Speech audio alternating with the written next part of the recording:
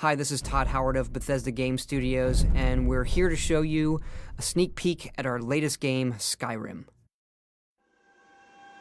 Each time we do a new Elder Scrolls game, we'd like to start fresh, and Skyrim is no different. Coming off of Oblivion, and then the team did Fallout 3, we had a huge list of things we knew we wanted to do technically with the current generation of hardware and PCs to bring a virtual fantasy world to life. So we've rewritten the render, we've rewritten all the gameplay, the scripting language, the faces, the foliage, and all this comes together in our new engine we call the Creation Engine.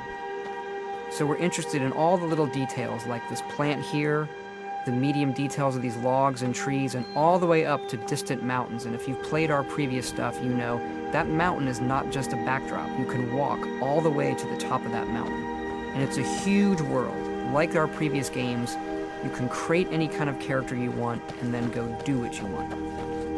The game's primarily designed as a first-person game, but you can also play in third person.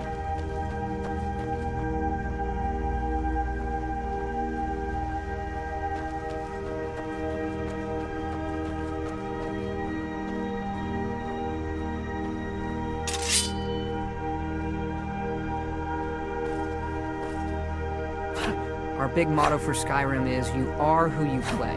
So whatever you have in your hands, whatever you're using, you're going to get better at, and then you're going to level up. The right trigger does your right hand, and the left trigger does your left hand.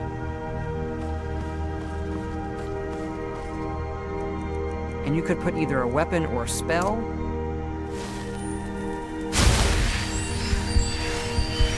You can also dual-wield spells. What's really cool here is, if you put the same spell in both hands and pull both triggers, you can get a bigger, more powerful version of that spell. Up here we have standing stones. There are 13 of these throughout Skyrim's landscape, and they give you special abilities, but you can only have one of these active at a time.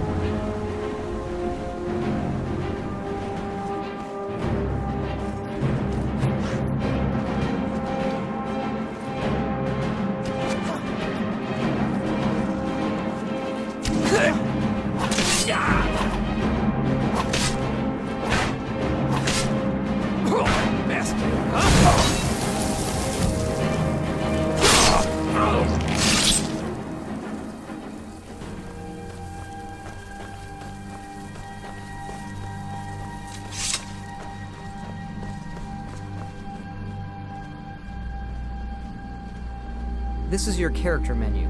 Here you can see all your items, not just what they do stat-wise, but also what they look like. Each of the thousands of objects you can find can be zoomed in, rotated, and looked at in high detail.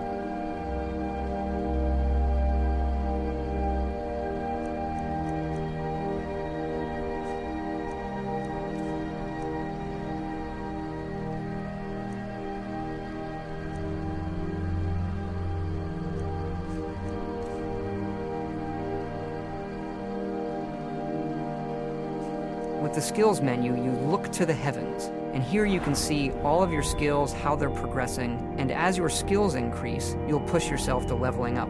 The higher the skill, the more it affects your level progress. And when you level up, you get to pick a perk. Each of these skills has its own perk tree. As you develop your character, it's like the game is drawing this custom constellation for who you are. Lastly, we have the map, and we're just going to pull the camera back here and show you how the level of detail system works in the game. We're just rendering the whole world.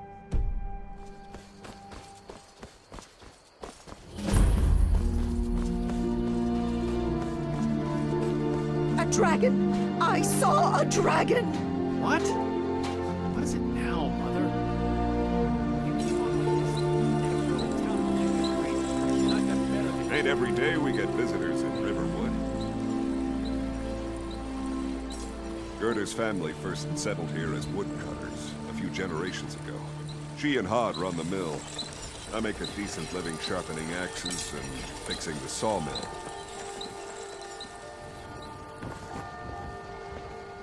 Here for work? Get an axe. And bring me all the wood you can chop.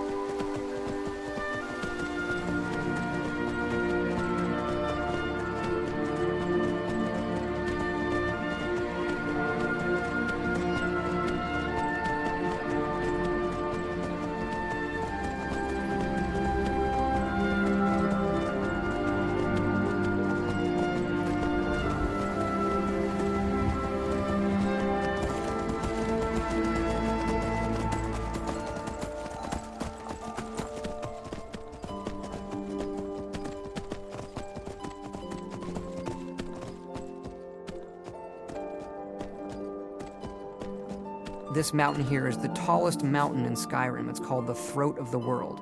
It is home to the Greybeards, who are masters of the voice. The voice is the ability to use the language of dragons and form these magical shouts. And this is a power that you will learn throughout Skyrim's main quest.